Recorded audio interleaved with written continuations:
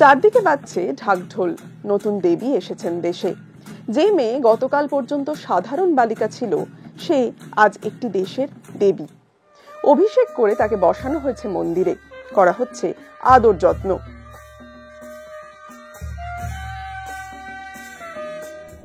না, সত্যজিৎ রায়ের সিনেমা দেবীর কথা এখানে হচ্ছে না। কথা হচ্ছে নেপালের আর্যতারাকে নিয়ে। 29 সেপ্টেম্বর অষ্টমীর দিন 2 বছর 8 মাসের এই শিশু কন্যাকে তার পরিবারের সদস্যরা কাঁধে করে নিয়ে গিয়ে মন্দিরে প্রতিষ্ঠা করেছেন। শুনতে অনেকটা রূপকথার মতো লাগছে না? কিন্তু প্রদীপের শিখা যতটা না উজ্জ্বল, তার থেকেও অনেক বেশি অন্ধকার জমে রয়েছে প্রদীপের তলায়। দুর্বিষহ হয়ে ওঠে এই দেবীদের জীবন কিভাবে, তাই জানাবো আপনাদের।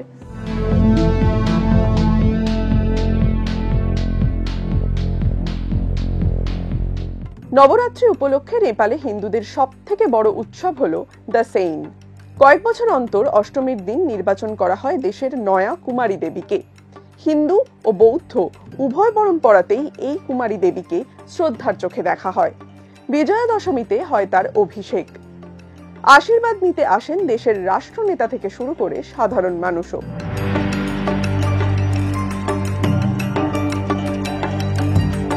কাঠমান্ডু উপত্যকার নেওয়ার সম্প্রদায়ের শাক্য বংশ থেকে বেছে নেওয়া হয় কুমারীদের। মনে করা হয় এই বংশেই জন্ম হয়েছিল গৌতম বুদ্ধের। কিন্তু এই কুমারীরা চিরকাল দেবী হিসেবে পূজিত হন না। মনে করা হয় বয়ঃসন্ধিকালে পৌঁছলেই এই কুমারীদের দেবীত্ব ক্ষয় হয়। তাই 11 বছরে এসে পৌঁছানো কুমারী দেবী তৃষ্ণা শাক্যের আসনে এই বছর বসতে চলেছে আর্যতারা। কুমারী দেবী হিসেবে সাধারণত 2 থেকে 4 বছর বয়সী মেয়েদের নির্বাচন করা হয়। তাদের ত্বক, চুল, চোখ এবং দাঁতে কোনো ত্রুটি থাকলে চলবে না। অন্ধকারকে ভয় পেলে চলবে না। এই পরীক্ষায় পাশ করলে একরত্তি মেয়ে হয়ে উঠতে পারে দেবী। কিন্তু তার পরের জীবনটা হয়ে ওঠে দুর্বিষহ। আর 5টা মেয়ের মতো জীবন হয় না এই কুমারীদের।